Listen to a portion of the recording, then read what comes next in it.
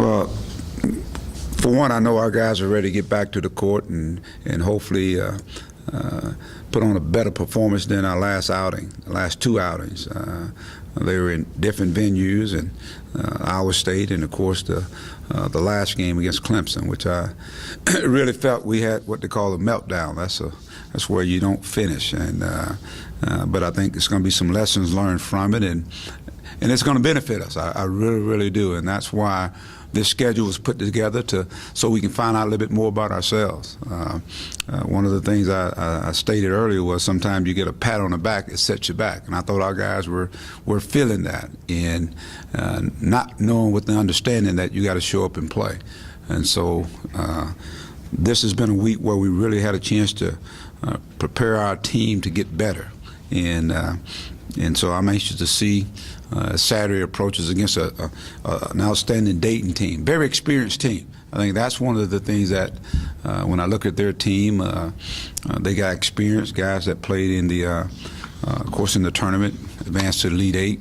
Seibert leads that basketball team. Pierre is a very good basketball player. Scott, and of course Pollard is a very good player. So it's a good team that they're finding ways to win, and early in the year. And just like us, I'm sure they're trying to really get better as a team in this non-conference schedule. Mike, I guess their stats are 26-9 against power conference teams the last 8 years. When you see a stat like that, how impressive is that? Well, I mean, it just tells you that Archie's doing a very good job of preparing his team, especially in big games. And they play well.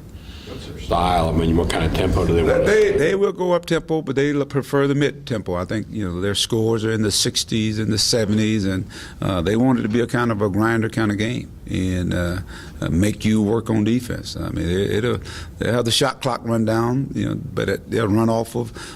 They're big, can put the ball on the floor and push it, so they will get in transition. I think the thing that stands out to me when I look at their basketball team, it's an attacking team. They get to the free throw line probably 100 times plus more than their opponents, and I think that's their strength. They attack that basket. Because turnovers really haven't been that big a problem for y'all. What happened, do you think, at Clemson? Well, it's very odd. That's why I say it was kind of a meltdown where we didn't finish. And you got guys out there that you expect to really show the leadership and take care of the basketball. I really felt Bobby had it really, it was hard for them to match up with him. And that was our mindset was, hey, let's see if we can get the ball into Bobby. And we just didn't do a good job of it. Whether we panicked, I don't know. But it was pretty disheartening because of, we've worked extremely hard. And all we've talked about is being able to finish. And, the finishing part is that you get the ball, you secure it, make them foul you. You got a two possession game, make them foul you. And I thought we just made some bad decisions. And so, but we'll learn from it. We'll learn from it. Any shaking up the starting lineup or anything? That remains to be seen. I mean, we got a couple more days before we play, and but we'll see. We'll see.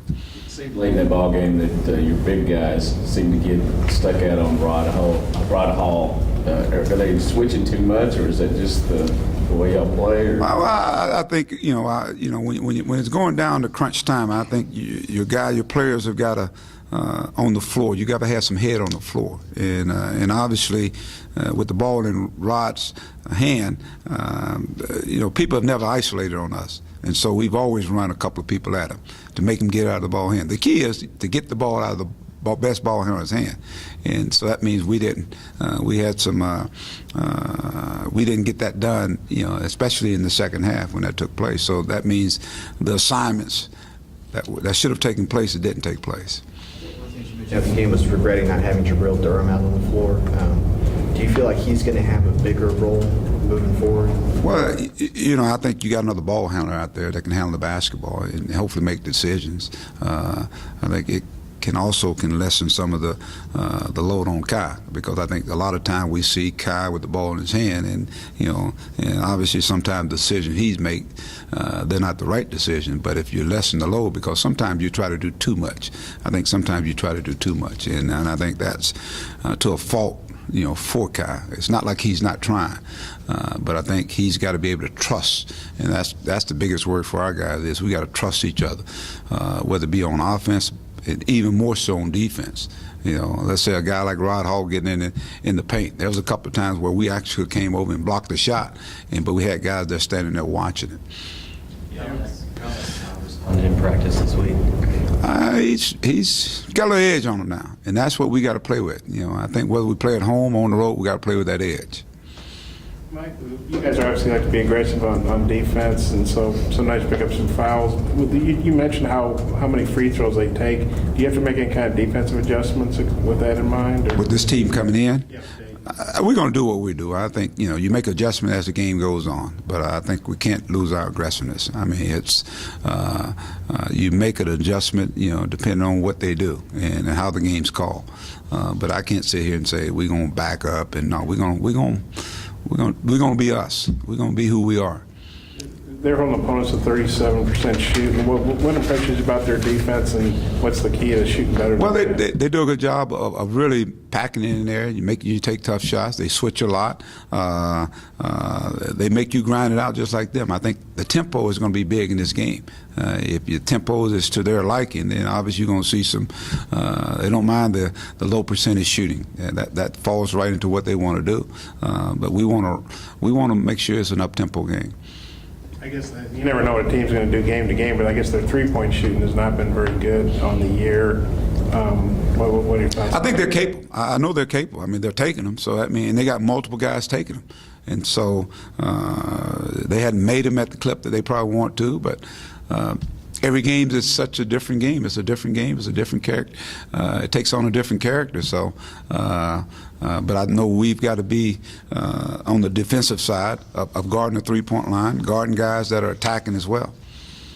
Scott's had like 3 double-doubles his last 3 games. What kind of, is he like a power player, or how did you? I think he's a skilled power player. He's a face-up forward. That's pretty skilled. I mean, they do a good job of passing the ball out of the post. That's one of the things I've seen, whether it be skip passes or you come double up, they hit the guy, dive into the hole. They do a good job of that. So it's a good passing team. Pierre, they're a good passing team. How did this game come about? Did they contact you? Did you contact them? How did it? I think it was a mutual deal, combination where they were looking for a game, we were looking for a game to come in, somebody come in and return it the next year. Jordan Siebert, if I'm saying his name right, he's their leading scorer. What's your take on him? Well, he's a guy that he shot at a high clip last year, and they lost some guys off that team, but he continues to lead this team. He can put it on the floor as well. He's an experienced, polished player, and someone we've got to really pay attention to him. I think he's that guy that if they need something, they need a bucket, he's going to be the guy. The players were just there. They mentioned it's been a pretty tough week. You've been pretty hard on them. How tough is it when you're doing well and then you have a couple of tough losses and then you got to wait almost a week to play? How tough is that? Well, you ask them. Those are the guys you need to ask, and I'm sure they would say it's. But to me, it's more getting focused. It's you got exposed, with the games that you had, and so now it's time for us to really get back and go to work and become that team we want to become. We want to be a team that say, you know what, we hang our hats on our defense. Evidently, we didn't, because Iowa State scored almost 99 points against Clemson. I mean, we're a team that, can you imagine, overtime we scored 65 points. I mean, so obviously there's some things that we've got to correct, and so this gives us a week, to correct some of those things, and even as we go into next week, to continue to work and get better. We're less than a month away from conference play, and so it's time to us to polish it up and get our act together. You mentioned the pat on the back and set you back. Were you just kind of seeing some complacency, or? Well, I did. I thought when the rankings started, and you hear about this here and it hadn't been done in so many years, and that's good and all that. But it's to me it's. The race is not a sprint. It's a race. It's a marathon. So we're right 8 games into our season. There's a lot of basketball to be played, and not only that, this team where it is right now, it won't be the same in January and hopefully even in February. We're going to be a team that's going to be clicking on a lot more cylinders. I think we got some more cylinders we got to get going. We've seen the emergence, let's say, of a guy like Manuel Watkins starting out this year. We see Bobby looking, poised, a lot better basketball player than he was last year. We hadn't seen the real Orlando Harris. We've seen Mike, I think, a guy that's doing some other things for our basketball team. We've got to get Kai going in the right direction. I think Durham is a guy that we certainly going to need more out of him. So Ja'Cory Williams, I mean, a guy that's last year to now, you say, okay, he is a guy that's really starting to step into his own. And so as we get all those guys to really start understanding their roles and impacting us with their roles, then I think you're going to see that depth, that deep team that we talked about at the beginning of the year. I guess Bobby's 7 out of 10 on threes, and he's hit a lot of jumpers in that 18-foot range. Well, what are your thoughts on Bobby's, how he's expanded his shooting range? Well, I think it's going to bode well for him, and it's going to bode well for us because he's a tough matchup. And so we saw even in the Clemson game, as he stepped out, people coming to guard him, and now he's able to put the ball on the floor. It's going to demand more and more attention. And as he demands more attention, then I think he's going to have the awareness when the double team comes to find the open guy. So I think it's going to open up the floor for us even more. That being said, does he at times need to get closer to the basket and demand the ball? I think in crunch time, I think he does. I think even, and that's something we've talked about. He's got to be a guy that, when he get in that huddle, he say, hey, y'all get me the ball. He got to say it kind of emphatically. It ain't got to be a crazy cry, but he got to say, especially when it's going down crunch time. You going on and, it's tough for some guys to match it with him. Hey, get the ball to me. Let's make some happen. I think he did. I think he wanted it. And so it's got to be, I think, a little more assertiveness on his part, a little more speaking up on his part. I mean, he's one of our leaders on our team. And I think, and I really feel that, the guys will follow his lead.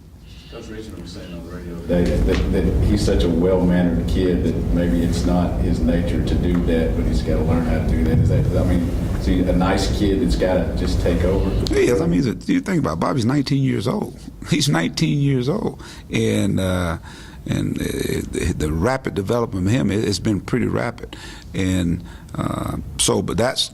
You've got to coach him to do that. He's got to do that, and I think he's one of those guys that's coachable. He'll listen, and he eventually will do it. But no question about it. I think as things go through him, a lot of good things will take place for us.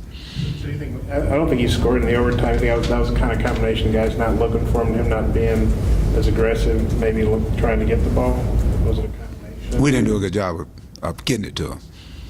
That's the big part of it, and that's where you got to have some head out on the floor, and if you got the right head out on the floor, someone that's commanding and getting guys in the right position, then I don't even think we'd be talking about the Clemson game as a loss.